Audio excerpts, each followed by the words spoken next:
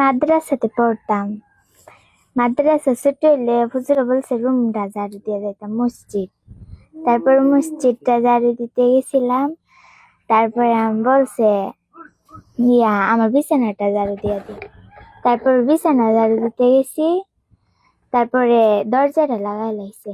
তারপরে এরকম বেরিয়ে এলো আসল তথ্য, দোষীকে এবং কাকে গ্রেপ্তার করা হলো।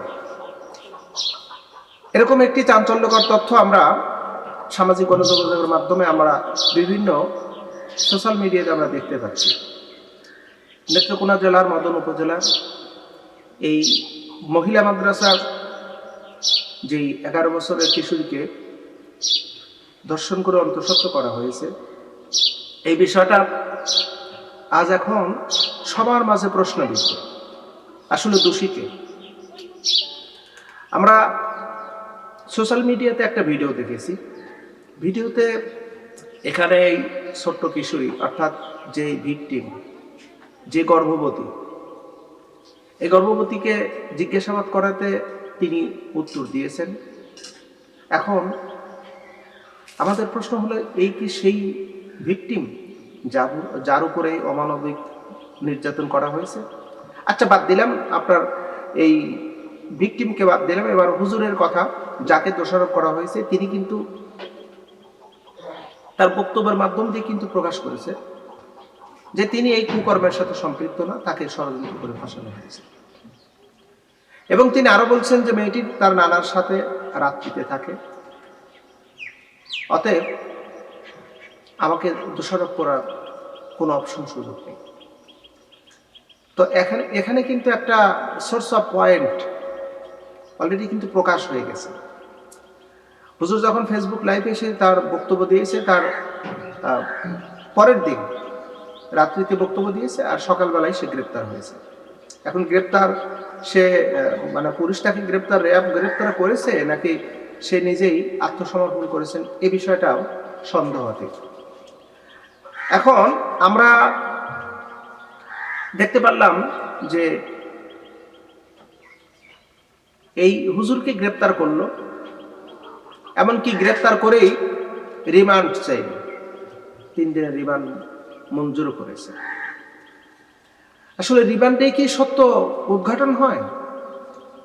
রিমান্ড ছাড়া কি সত্য উদ্ঘাটন করার এখানে অপশন নাই? যথেষ্ট পরিমাণ অপশন আছে।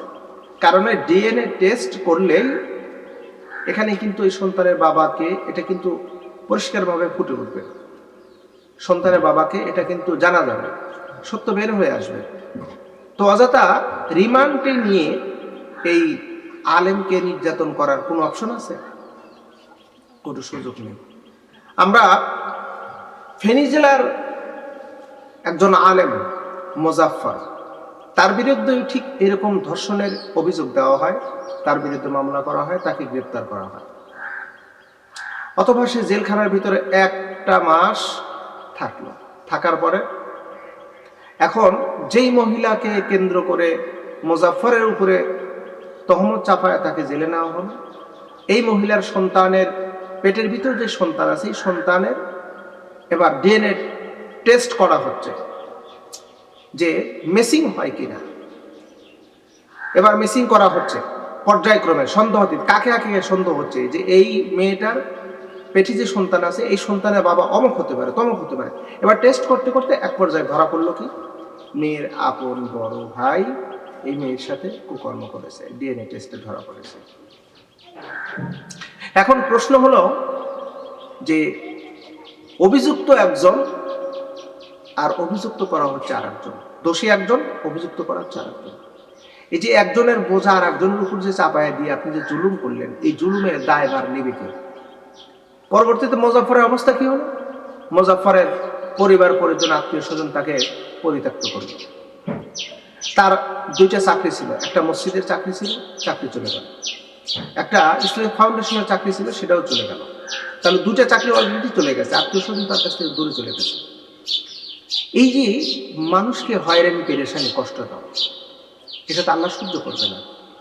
আইনের সুশাসন প্রতিষ্ঠিত যদি আমরা দেখতে না পাই, আমাদের দেশে যদি আইনের সুশাসন প্রতিষ্ঠিত না হয়, বিচার বিভাগ যদি প্রতিষ্ঠিত না হয় সঠিকভাবে, তাহলে তো আমরা কোথায় বিচার পাবো? কোথায় আমরা কোন জায়গায় গিয়া সঠিক আইনের বিচার পাবো আমরা? কোন জায়গায় গিয়ে? এই যে আমানুল্লাহ সাগর, এই মহিলা মাদ্রাসার মোহতামিমকে যে গ্রেপ্তার করা হলো, রিমান্ড নিল, রিমান্ডের ভিতর থেকে কি বের হয়ে আসবে?